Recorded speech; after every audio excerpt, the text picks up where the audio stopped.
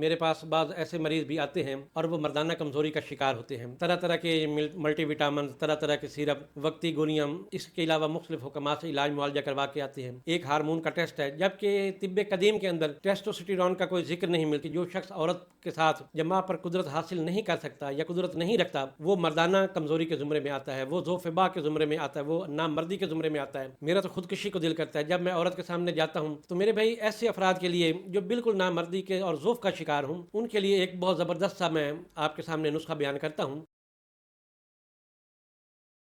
اعوذ باللہ من الشیطان الرجیم، بسم اللہ الرحمن الرحیم۔ Welcome to YouTube. Hakim Muhammad رضا دیوان حاضر خدمت ہے۔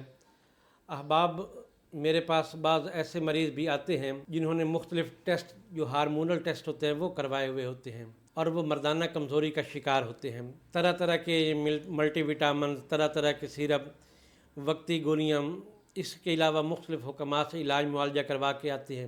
تو ان میں ایک چیز جس پہ وہ بار بار فوکس کرتے ہیں کہ جی ہمارا ٹیسٹوسٹیرون لیول جو ہے وہ کم ہے، ہمارا ٹیسٹوسٹیرون لیول کم ہے۔ یہ تو ٹھیک ہے کہ یہ ایک ایلوپیتھک طریقہ ہے علاج کے اندر، ایک ہارمون کا ٹیسٹ ہے، جبکہ طب قدیم کے اندر ٹیسٹوسٹیرون کا کوئی ذکر نہیں ملتا۔ اس میں مردانہ جو ہے وہ ذوف کی کنڈیشن ہوتی ہے، قوت باہ کی کمی ہوتی ہے، اور اس کی تعریف بھی یہ ہے مردانہ کمزوری کی، جو شخص عورت کے ساتھ جماع پر قدرت حاصل نہیں کر سکتا یا قدرت نہیں رکھتا، وہ مردانہ کمزوری کے زمرے میں آتا ہے، وہ ذوفبا کے زمرے میں آتا ہے، وہ نامردی کے زمرے میں آتا ہے، یا طبی زبان میں اس کو انانت بھی بولتے ہیں۔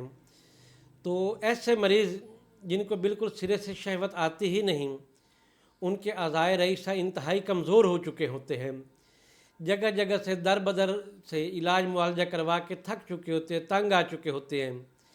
بعض لوگ تو یہاں تک بھی ہمیں کہتے ہیں کہ حکیم صاحب میرا تو خودکشی کو دل کرتا ہے، میرا تو خودکشی کو دل کرتا ہے۔ جب میں عورت کے سامنے جاتا ہوں تو عورت میرے پر حاوی ہوتی ہے، وہ مجھ سے بار بار طلاق کی ڈیمانڈ کرتی ہے۔ تو اس طرح کے کئی ایسے کیسز آتی ہیں۔ تو میرے بھائی ایسے افراد کے لیے جو بالکل نامردی کے اور ذوف کا شکار ہوں، ان کے لیے ایک بہت زبردست سا میں آپ کے سامنے نسخہ بیان کرتا ہوں۔ سب سے پہلی چیز تو یہ ہے کہ آپ نے چھوارے جو ہے وہ 50 گرام لینے ہیں۔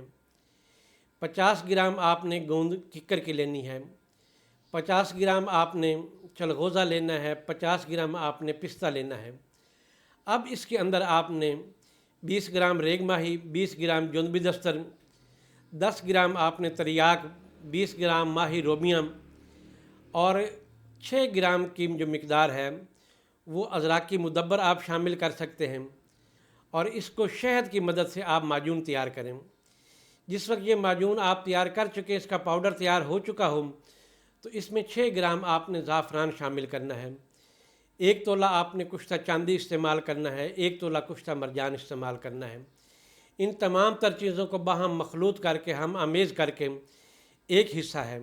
اب اس کے دوسرے حصے میں آپ نے کیا شامل کرنا ہے کہ آپ نے سالہ مصری جو ہے وہ لینی ہے 20 گرام، سالہ پنجہ 20 گرام لینا ہے، موسلی سفید آپ نے 20 گرام لینی ہے، موسلی سیاہ آپ نے 20 گرام لینی ہے، اور تباشیر جو ہے یہ آپ نے 10 گرام لینی ہے، مست کی رومی آپ نے 10 گرام لینی ہے۔ اب اس تمام تر صفوف کو بھی آپ اسی معجون میں شامل کریں۔ اب جتنا وزن ان تمام تر ادویات کا ہوگا، اس سے 3 گنا آپ نے شہد زیادہ استعمال کرنا ہے۔ یا آپ اس طریقے سے بھی کر سکتے کہ پہلے حصے کو الگ بنا لیں، دوسرے حصے کو الگ بنا کے باہم مخلوط کر کے آمیز کر لیں، اور اس کی 6 گرام کی جو خوراک ہے، 4 گرام سے 6 گرام تک آپ ایک ٹائم جو ہے عصر کے وقت یا کھانے کے بعد نیم گرم دودھ کے ساتھ استعمال کریں۔